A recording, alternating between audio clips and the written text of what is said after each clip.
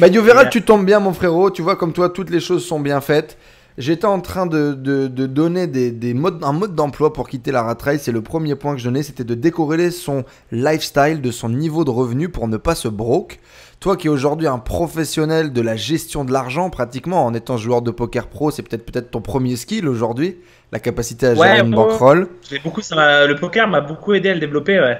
Et donc du coup, qu'est-ce que tu penses de ça et peut-être comment est-ce que toi tu l'as mis en place de ton côté? Ouais, j'ai entendu, tu disais que tu dépensais 50K par mois à une période quand tu étais en Thaïlande. Je sais même pas comment tu faisais pour dépenser autant. J'en sais rien. C'est bien ça le problème. Quoi, c'était des soirées et tout? Ouais, bah c'était nos limites, ouais.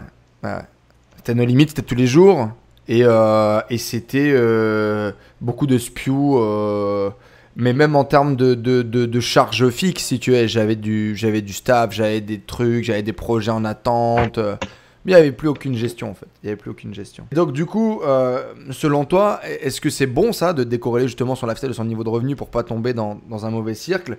Et comment toi, est-ce que tu as développé un peu ton intelligence financière du coup? Décorréler son lifestyle de son niveau de revenu. Bah, genre en gros, mon idée derrière ça, c'est de dire ok, moi pour être heureux, ou ce qui me fait kiffer, c'est d'avoir cet appartement, d'avoir ce niveau de resto, ce machin. Mon lifestyle, il me coûte 10K. Qu'il faut que je gagne 10K. Mais si je gagne 50, je vais pas me mettre à dépenser 40 par mois. Tu vois ce que je veux dire? Ouais, ça c'est très important. Ouais. Je pense que si tu veux, j'augmente mon niveau de vie peut-être seulement de 10% par rapport à combien je gagne en plus, si tu veux. Je trouve que ça, inconsciemment, je le fais ou consciemment. Mais par exemple, si je me mets à gagner 10K de plus, je vais pas dépenser 5, je vais dépenser 1 de plus. Tu vois. Ok. Tu t'es mis une petite barrière, quoi. Ouais, c'est à peu près ça. Ce que je fais, c'est 10% sans trop compter, trop, mais tu vois, toujours en restant. Enfin, en fait, il y a beaucoup de gens qui se disent l'argent gagné, c'est comme si c'était pas mon argent. Et en fait, elle vient de là l'erreur. Elle vient de se dire que l'argent qu'on a gagné récemment, peu importe la manière dont on l'a gagné, c'est soit, là, moi en l'occurrence, ça peut être le poker, mais ça peut être aussi mes formations, parce que j'ai des programmes comme beaucoup de gens qui t'écoutent, je suppose, qui sont infopreneurs ou en tout cas en herbe. L'argent gagné est ton argent en fait. Et si tu arrives à te rendre compte que c'est vraiment ton argent et te l'approprier à peine il arrive, sans te dire que ça c'est de l'argent qui n'est pas encore à toi. Souvent les gens se disent ça c'est de l'argent qui est pas vraiment à moi. Enfin il est à moi, je viens de le gagner, donc c'est pas, tu vois, ils n'arrivent pas à considérer que c'est leur argent. Donc si tu considères que c'est ton argent, après tu n'as plus envie de dépenser la moitié ou voilà sur un. T'as plus envie de spew quoi. Donc finalement ce serait un peu peut-être ce syndrome de l'imposteur caché derrière l'argent. Cette idée de se dire voilà c'est mon argent, c'est ma responsabilité en gros et il faut... moi c'est sûr et certain. Moi mon spew il était là. C'est-à-dire que mon spew pour moi il était sale. Mon argent il n'était pas mérité. J'avais pas de douleur à gagner cet argent là. C'était facile. Et j'estimais ne pas mériter ce niveau de revenu. Inconsciemment, je pense que c'est ce qui s'est passé. C'est pour ça que j'ai spew comme un porc. L'argent, aussitôt qu'il rentrait... Ouais. Tu viens je sais pas si on peut poser des questions comme ça, mais tu viens d'un endroit riche. Pas du tout. À la base, t'es riche. Pas du tout. Non. L'inverse ou non? Moyen lambda en fait. Je le disais rapidement tout à l'heure. En gros, le revenu du foyer c'est 3 000 euros. Pour vivre dans le nord de la France, c'est pas mal quoi. Parents sont propriétaires d'une maison qui coûte 100 000 balles. Tu vas un peu au resto, tu vas un peu en vacances, mais c'est la tranche qui pue. C'est-à-dire, c'est la tranche où tu manques de rien, mais tu rêves de tout et tu peux surtout pas te plaindre. Et moi, j'ai grandi comme ça, tu vois. Et j'ai grandi comme ça avec beaucoup de rêves. J'ai vu mon père être très, très, très anxieux sur l'argent, vouloir toujours en gagner plus, en gagner plus, en gagner plus. Et si tu veux, moi, j'ai eu ce rêve de l'American Dream et quand j'ai commencé à le toucher, c'est comme si je le méritais pas, en fait. C'était pas moi, en fait. Ouais. Tu vois. Il y a un mec qui dit dans le chat, Théophile avait parlé des 10%. Tiens, je savais même pas que Théo avait parlé de ça, tu vois, et c'est un pote à moi, et tu vois, ça m'étonne même pas en fait. C'est un truc moi je fais en tout cas. Bonne gestion quoi. En tout cas, il y a une règle. L'important c'est peut-être aussi d'avoir des règles. 10%, c'est vrai, il faut se fixer des règles quoi. 10% c'est énorme parce que si demain tu gagnes 100 000 balles de plus avec ta boîte, ça fait déjà 10 000 balles en plus à dépenser quoi. Ouais, non, c'est clair. Non, mais même quelqu'un qui va gagner 3 000 demain, s'il s'autorise de dépenser 300 euros de plus, tu vois, c'est déjà bien. Enfin, tu vois, si tu gagnes 3 000, et c'est encore plus vrai quand c'est des chiffres qui sont pas encore au-dessus de 10 000 parce que par mois, j'entends. Parce que ça a beaucoup plus d'impact, ouais.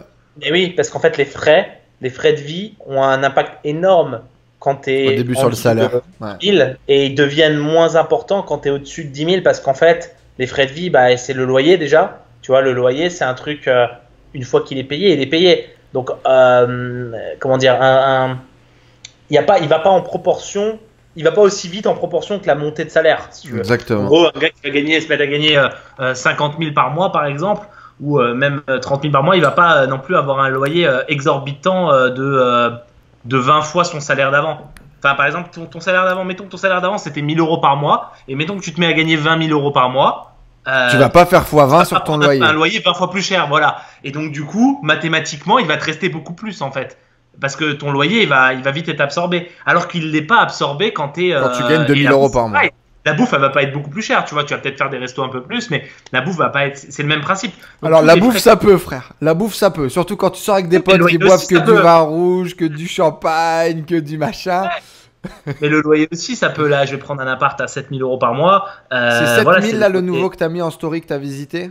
Ouais, je pense que je vais le prendre, ouais. C'est même plus, c'est 8 500, mais là, on le négocie vu que c'est la crise. Et on le descend à 7 000, mais après, ça reste cher. Hein, mais le loyer actuel que tu as, c'est combien? 4 000 avec les frais. Et combien de temps tu as mis à te payer un loyer aussi cher? Moi, pour tout te dire, et pourquoi est-ce que je creuse un peu là-dessus, l'appart que j'avais avant, c'était 3 500 aussi, ouais, l'appart que j'avais avant. Non, j'ai mis combien de temps? J'ai mis mon premier appart cher. Et qu'est-ce que ça représentait surtout dans tes finances personnelles? C'est ça qui est important aussi. C'est le pourcentage. Ouais, ça représente vraiment bas. Bah oui, mais tu vois l'époque, je parle pas de maintenant parce qu'effectivement maintenant, alors si vous connaissez pas Yoviral a fait son trou, ça fait un moment qu'il est dans la hype, mais quand t'as grandi, parce que moi t'as démarré en essayant de te faire ton trou, en essayant de monter ta bankroll. T'as démarré avec très peu de thunes et tout ce que t'as construit aujourd'hui, tu l'as quand même fait à la sueur de ton front et avec le boulot. Donc, t'es pas né dans un appart à 4 000 balles par mois. Non. Du coup, c'est gap. C'est gap. 500 balles par mois à Cagliari en 2010. Je payais 500 balles et il n'y avait pas de fenêtre. Tu vois, c'était genre c'est un local commercial. Et ils n'avaient pas le droit de le louer en appart, mais ils me l'ont loué en appart. Moi, je savais pas ça. Et donc, en fait, j'avais pendant, c'était quoi, 1 an et demi, j'étais dans un truc qui n'est pas un truc fait pour vivre. Et au début, ça représentait peut-être une part de tes revenus qui était quand même assez important. 500, ouais, c'était la moitié, ouais. Et je gagnais 1200, je gagnais 1200 moyenne. Je pense, entre 1000 et 1500, mais je jouais tous les jours hein, pour gagner ça à l'époque. C'était... tu te tuais à la tâche. Ouais, c'était du live, principalement, un peu de online aussi, ouais, les deux. Mais ouais, c'était la moitié. Donc, en fait, la moitié, et après... progressivement, ça a pris une petite partie. J'ai eu un appart on était en coloc à 2. Donc là, on a fait, enfin même un coloc à 4 à Malte en 2012, on a fait une erreur. Tu vois, avec 3 jours de poker, on a fait une erreur. Mais ça, c'était, tu vois, les erreurs que beaucoup peuvent faire et que tu as dû faire toi à ta façon quand tu as dit que tu as dépensé une tonne. On a fait une erreur. Je me rappelle d'un truc au niveau du loyer, c'est bien que tu me poses la question. C'est qu'on payait 5 000 euros par mois, mais à 4. On avait pris un truc énorme, pour ceux qui connaissent Malte, à Tignes Point, vue mer de folie. Genre voilà, limite une meilleure vue que ce que j'ai aujourd'hui, enfin à peu près pareil, ouais. Quoi. Mais que j'ai genre 8 ans après quoi. Déjà à cette époque-là, mais on était 4, on se partageait 1300 chacun le loyer, mais l'erreur elle était là, c'est que moi je devais avoir je tournais entre 5000 et 20 000 de bankroll, mais j'oscillais, tu vois. Quand tu payes 1300 de loyer, c'est inadmissible d'avoir si peu de, enfin l'inverse de dépenser autant de loyer pour alors effectivement, ce qu'il faut comprendre, la gestion du poker, elle est un petit peu la même qu'une gestion en bourse, etc. C'est une vision qui va très vite s'orienter vers une vision investisseur. Et donc, par exemple, quand il dit bankroll, donc il a de 20 à 50 000 euros systématiquement pour... De 5 à 20. Ah, de 5 à 20, pardon. De 5 à 20 pour investir dans son jeu, pour pouvoir jouer. C'est avec cet argent-là qu'il peut gagner de l'argent. Pour Yo, l'argent, c'est ce qu'il met dans la machine pour pouvoir jouer, entre guillemets, pour pouvoir travailler. S'il n'a pas d'argent, il ne travaille pas. Donc l'argent n'est plus uniquement une récompense, mais également une matière première pour travailler. Donc ça change un peu les choses. Et donc, ça change, oui. Et donc effectivement, quand on a de l'argent qui vient en automatique sans en dépenser. Et donc quand tu as une bankroll qui peut faire minimum 5 et qu'il met 1/5 de son argent dans son loyer, c'est là effectivement où il y a un problème et c'est ce que tu remontes quoi du coup. Ouais, c'est trop. Ça l'est peut-être pas trop pour quelqu'un qui gagne 5 000 euros par mois avec l'infoprenariat, par exemple. Ouais, effectivement, un gars qui gagne 5 000 euros par mois avec l'infoprenariat pourrait mettre 1 300 de loyer. Ouais, et même encore, ça serait peut-être un peu vouloir vivre au-dessus de ses moyens, entre guillemets. Ouais, ça serait un peu abusé, je trouve, quand même. Ouais. Mais après, ouais, non, pourquoi pas. Je veux dire, tu gagnes 5 000 euros par mois, c'est du fixe, un peu l'infoprenariat. On va considérer quelqu'un qui fait pas de pub sur les. Ouais, si la personne, elle veut vraiment investir dans son loyer, qu'elle est consciente du truc et machin, et lieu de vie et tout ça, ouais, très bien. Mais tu sais, c'est très drôle parce que moi, je me souviens, la première fois que j'ai pris un appart à 700 euros par mois, je me suis dit, mais putain, quoi. Et cette même année-là, j'ai eu 2 grosses prises de conscience. Donc, c'était le moment où je spue comme un porc. Je ne sortais pas dans autre chose que dans les 5 étoiles quand je sortais dormir ailleurs, machin. Et en gros, on prenait le petit déj au champagne, quoi. Et le truc, c'est le même année-là, et j'ai ce loyer à 700 balles et 1000 balles et tout. Je dis, attends, on est là, on a une vie d'artiste, frère. On a une vie d'artiste comme les artistes que l'on voit à la télé, les chanteurs, les machins, alors que je vends des putains de merguez de l'autre bout du monde sur Facebook Ads. Et je suis en train de même pas profiter des trucs assez incroyables, des 5 étoiles, des beaux appartements, de ce niveau de lifestyle. Et il faut peut-être prendre un peu de recul et réfléchir à ce qu'on dépense au quotidien. Et effectivement, moi, les proportions, il n'y avait aucune règle. Le problème, c'est ça. Et je pense que ce que tu as donné, c'est un super conseil, c'est cette règle des 10% d'augmentation, cette règle de X% définie à ton loyer par rapport à tes revenus. Parce que le fait d'avoir des règles, bah, ça te permet de pas vriller, quoi, en fait. De pas Pour le loyer, je pense 33% maximum, grand maximum 33% de votre income mensuel doit partir en loyer. Ouais, ça permet d'être safe, d'être cool et en même temps d'avoir quand même ce niveau de confort. C'est ça aussi, quoi. C'est pour ça que c'est un pourcentage. C'est important surtout si tu travailles à la maison, en fait. C'est pour ça que moi j'ai toujours en tant que joueur de poker travaillé depuis la maison. Comme je fais de l'infoprenariat en plus, je travaille de la maison aussi. Même si je t'avoue que je délègue cette partie-là, mais c'est juste que ça reste bien chez soi quand même, quoi. Fait chier de gagner de l'oseille si on n'est pas bien chez soi, quoi. Ouais, parce qu'on travaille mieux. Donc c'est pour ça que je dis 33% finalement, mais quelqu'un qui ferait pas ça comme métier, pourquoi il aurait besoin de dépenser autant? Surtout si quelqu'un est au boulot, tu vois, toute la journée. Si l'appart c'est juste pour dormir Est-ce que tu as d'autres anecdotes, mon yo, à nous partager un peu là sur soit des joueurs ou des gens qui ont gagné de l'argent autour de toi? Parce que, alors, ce qu'il faut savoir dans le poker et surtout dans ce milieu-là, et moi j'ai découvert un peu les coulisses, j'ai eu de la chance, j'ai rencontré quelques joueurs, notamment Yo et d'autres, et c'est très marrant, il y a des profils qu'on retrouve chez beaucoup de joueurs, où en fait les mecs sont pas du tout éduqués, ne sont pas des entrepreneurs, ne sont pas des investisseurs, et parfois ils gagnent un peu d'argent, ils gagnent un espèce de petit gros lot, et ils savent pas du tout quoi en faire, et bon bref. Si, ils savent, mais en fait, ils savent pas, ils font nimp avec. Ouais, c'est ça. Au final, ils font nimp en fait. Mais la principale erreur du joueur de poker qui gagne, qui est bon, qui même sont bons, c'est que ils vont péter un plomb sur les montants engagés, c'est-à-dire qu'ils vont continuer comme l'offre du poker. Bah, tu peux toujours jouer plus cher parce qu'il y a des tournois, des tournois jusqu'à 1 million d'euros l'entrée, donc donc du coup il n'y a pas de fin à ce jeu-là. Donc le gars qui veut absolument être en mode cupide et essayer de gagner gros encore plus et tout de suite et jouer tout en même temps, et voilà, bah le gars il va juste il va tout perdre parce qu'il va mettre des montants trop importants par rapport à son capital. Ça n'arrive pas en entrepreneuriat, ça arrive moins en entrepreneuriat, je trouve. Des gens qui vont investir dans... Moi, à quoi ça me fait penser quand tu me dis ça, c'est le mec qui va pas être focus, qui va essayer de tout faire, qui va investir, qui va tuer la peau de l'ours avant de l'avoir gagné, et qui va avoir une mauvaise gestion de ses finances. Hein. On va vite finalement se retrouver un peu là-dedans. Hein. Ouais, un mec qui va tout mettre en bourse sur des trucs où il est pas sûr, enfin il est pas assez formé, ou même tout mettre en crypto quand c'était le pic. Bah frère, dans les 50K, j'ai acheté 2 machines de minage, 10 000 bahts de Bitcoin, tu vois ce que je veux dire? Bien sûr. Bien sûr. Du coup, toi qui as eu l'opportunité de voir beaucoup de downswing comme ça, émotionnel, émotionnel et financier, est-ce que tu as d'autres anecdotes comme ça sur des mauvaises gestions financières ou d'éducation financière qui peuvent faire la diff? Ouais, il y a un mec qui a tout mis en boîte de nuit dans le poker. Il a fait deuxième d'un tournoi de poker European Poker Tour, et après il a mis la plupart de l'argent en boîte de nuit.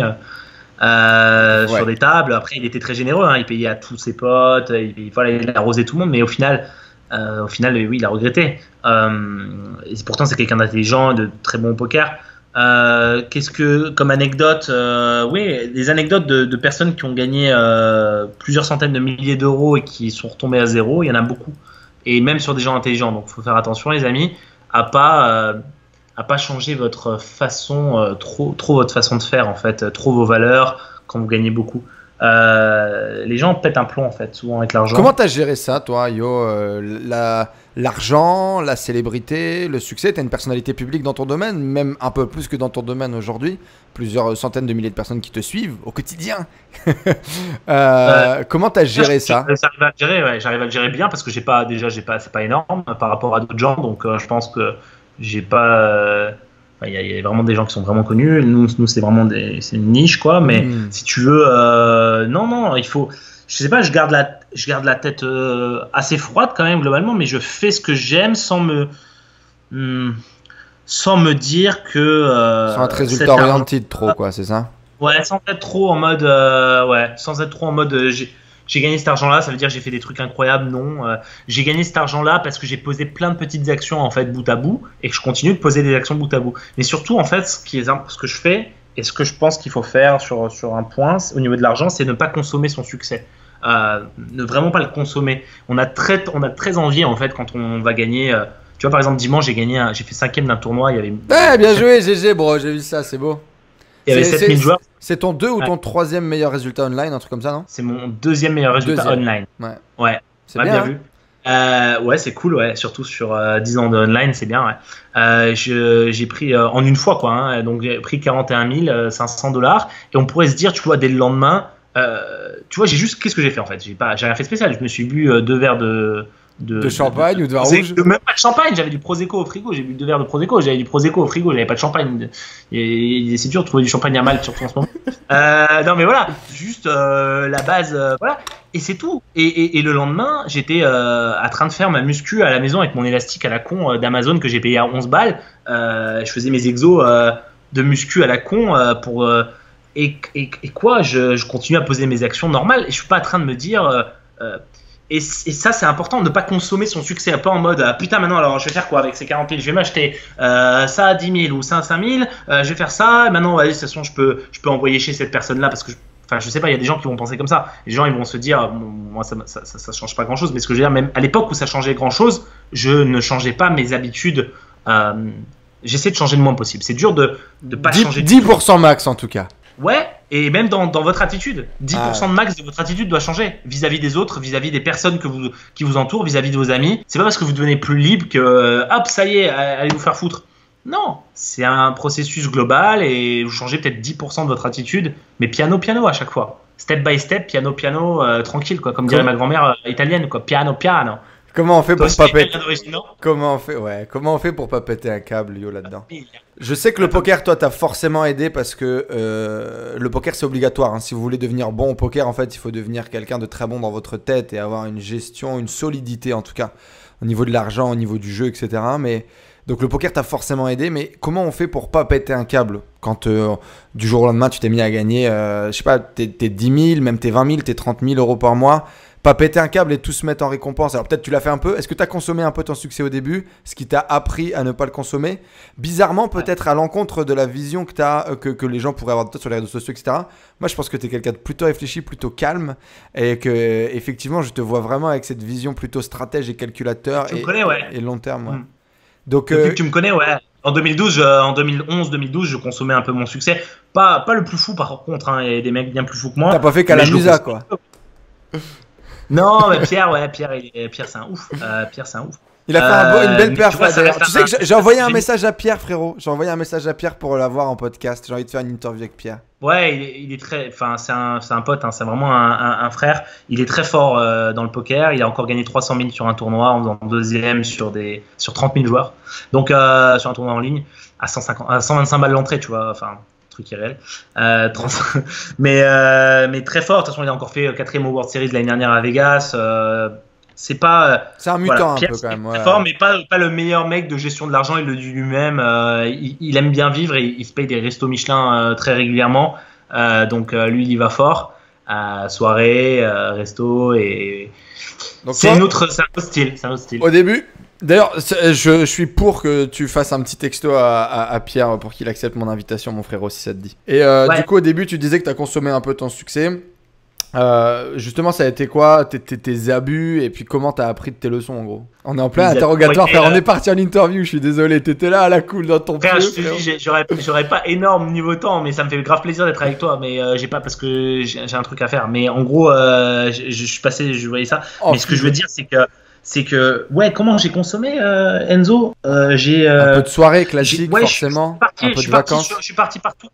Ouais, en fait, je partais. Non, pas des vacances, mais c'était sur le poker en fait. Je partais sur tous les événements du circuit en me disant que c'était ma place. Tu vois, les circuits, on parle de circuit de poker, c'est circuit international avec des tournois qui commencent à 1000 € le tournoi. Entre 1000 et 5, ouais. Quand tu vas mettre 1000 € le tournoi, il faut que tu aies au moins, dans des règles mathématiques de gestion de 200. Capital en poker, au moins 100 à 200. Entre 100 et 200. Et à l'époque, tu avais 50, quoi. Mais j'avais moins que ça. J'avais j'oscillais entre 5 et au mieux 40 entre 2010 et entre 2010 et 2013. Et puis le live, il y a les hôtels, il y a les restos, il y a tous les frais autour et tout. 1000, c'est le minimum du tournoi. Moi, je faisais des tournois à 2000 et des tournois à 5000 aussi. Donc, je faisais même des tournois à 10 000. Je me faisais stacker. Donc, je faisais financer la moitié par d'autres joueurs. Mais ça restait beaucoup trop par rapport à mon capital. Donc, je me croyais investi dans le circuit comme si c'était ma place, mais c'était pas ma place, c'était chaque chose en son temps et j'avais un peu la folie des grandeurs que tous les joueurs de poker ont et peut-être même moins que d'autres, mais je l'avais à cette époque-là. Donc après j'ai su faire stop à tout ça et rester online parce qu'online l'avantage c'est que les buy-in, les montants que tu peux engager sont petits, tu peux engager des montants à 100 €, à 200 € ou même à 10 €. Si on fait le parallèle, c'est effectivement des investissements, des coûts de risque qui sont moins élevés et puis ne pas flamber en termes de train de vie et de lifestyle et d'investissement. Ne pas flamber, ne pas aller jouer en fait en Ligue 1. Quand tu es seulement en train de masteriser la nationale, quoi. Ouais. Ou même juste la Ligue 2, même si plus proche que ça, c'est là où c'est le plus dur. C'est que les gens, quand ils commencent à masteriser la Ligue 2, mettons que la Ligue 2, ça soit les tournois à 100 € online, est-ce qu'ils peuvent aller en Ligue 1? Bah non. Tu masterises la Ligue 2, ça ne veut pas dire que tu vas masteriser la Ligue 1. Et il faut vraiment y aller progressivement. Un changement de montant à engager et de style de métier, etc., enfin, au sein même de ton métier, ça doit être mesuré, ça doit être calibré. Et il ne faut pas faire des grands pas comme ça d'un coup. Il faut y aller piano piano. Ce à quoi ça me ferait penser. Et gros big up à ta grand-mère du coup avec ce piano. Ce à quoi ça me fait penser, c'est qu'en gros, si tu gagnes 5000 € par mois demain, imagine que tu les as pas gagnés. Attends au moins de pérenniser ça sur 3, 4, 5 mois en tant qu'entrepreneur avant d'augmenter ton train de vie que de 10% comme nous l'a dit tonton Yo. Ouais. Et puis en profiter. Et ça serait, je pense, un moyen de ne pas se broquer, quoi. Tu connais les x12? Les gens qui commencent à gagner 5000 € un mois ou 3000 € un mois, ils disent bah du coup je gagne 3000 € par mois. Donc ouais. Ils multiplient par 12. Ouais. Mais en fait ils ont juste gagné 3000 € pendant ce mois-là. On sait pas encore. Ils peuvent pas être sûrs qu'ils vont gagner encore 3000 € par mois. Et les gens font des x12. Ils prennent une somme qu'ils ont gagnée dans un mois et disent bon bah je gagne ça par an. Bah non. C'est l'habitude du salariat. On fait ça au bout de l'année. Au bout de l'année, tu fais ta division par 12. Mais multipliez pas. Pareil, si vous gagnez en un jour 200 €, multipliez pas par 30. Enfin, dites pas je vais gagner 6000 € dans le mois. Bah non. Peut-être que ce jour-là, c'est parce que vous avez lancé un truc, parce que whatever, parce que vous avez eu de la chance aussi. Il y a un mélange. Et vous n'avez pas à multiplier par 30 en vous disant je gagne 6000 € par mois. Donc c'est un peu comme les gens qui fonctionnent. Là, c'est comme si vous fonctionnez à crédit sur vous-même. Donc fonctionnez pas à crédit sur vous-même, essayez d'être honnête. Et une des règles les plus importantes, c'est de regarder son compte en banque en face, quoi. Et ça, c'est très dur, mais prendre son téléphone et ne pas hésiter à regarder et de faire des calculs. Mais de pas le regarder pour dire j'ai que tant ou machin, non, de le regarder pour dire ok, maintenant comment je m'organise à partir de là. Souvent on occulte, moi pendant des années j'ai occulté de regarder mon compte en banque. Ouais. J'ai occulté parce que je me disais je veux voir ou inconsciemment tu veux pas le... Exactement, complètement d'accord avec toi et je me reconnais beaucoup dans ce que tu dis. Les amis, du coup, yoviral.fr, la première plateforme éducative sur le poker en France. Il est en live tous les dimanches, si je ne dis pas de bêtises, avec une grosse communauté de joueurs. Si aujourd'hui vous cherchez à vous éduquer, à vous former sur le poker en France, c'est la référence que je ne peux que vous recommander. Et si vous êtes un peu passionné de poker et ça vous fait marrer, allez le voir le dimanche. En général, il y a de bons moments à passer entre soit les croupières des salles de jeux en ligne, soit le poker. Merci beaucoup. Merci. Et on a fait un pic à 12 500 viewers simultanés dimanche à 5h. Et donc ça c'est réel, c'est-à-dire dès que ça va commencer à perfer, les mecs ils se le partagent l'info ou je sais pas quoi, ou ils restent peut-être plus longtemps et ça fait vraiment des pics. Ça c'était incroyable. On a fait pendant 4 heures, on avait plus de 10 000. Plus de 10 000 pendant 4 heures d'affilée entre YouTube et Twitch. Ouais, genre il y avait 6 000 sur YouTube et 4 000 sur Twitch, et après c'est YouTube est plus gros que Twitch aujourd'hui du coup. Chez moi je dois avoir 110 000 abonnés sur YouTube et 50 000 sur Twitch. Donc, mais ouais, le live streaming, il y a plus de viewers simultanés sur YouTube que sur Twitch. Bah, en théorie, il y en a plus sur Twitch pour le live streaming, si tu veux. Mais c'est juste que quand tu as une chaîne qui est plus développée sur une autre plateforme, bah, au final, c'est le YouTube qui a pris. Ouais, c'est ça. Si j'ai un peu plus. Ouais, enfin, j'ai 2 fois plus sur YouTube. Mais Twitch, c'est quand même une très bonne plateforme quand vous faites du jeu vidéo. Et même, moi, je dirais, pour ceux qui veulent faire du talk, ça commence à être quelque chose qui. Tu sais qu'on est en direct sur Twitch là. Ah oui, je savais pas. Ouais, je suis par hasard sur ta chaîne, tu vois, c'est bien fait YouTube quand même. Je suis là en train de surfer sur YouTube 2 secondes dans une pause et je tombe sur toi et je vois dans la description les gens que je connais. Bon, bah, toi aussi, hein, évidemment. Et donc, du coup, tu vois, c'est bien fait quand même YouTube. Enfin, on a une ère où on a la chance de pouvoir créer quelque chose depuis chez soi assez facilement. Faut pas hésiter à le faire, quoi. C'est clair. Il a raison, Enzo, sur ça, et je pense que c'est ce qui vous enseigne aussi. Merci beaucoup YoViral d'être passé nous faire un bisou court. Je t'ai retenu peut-être un petit peu de temps. Merci à toi en tout cas d'avoir partagé avec nous. C'est toujours un plaisir d'échanger avec toi Yo, et les amis, j'espère que vous étiez connectés avec nous parce que vous venez d'avoir des conseils de gestion sur l'argent au top. Donc merci beaucoup à toi Yo d'être passé nous faire un coucou. Ça fait super plaisir.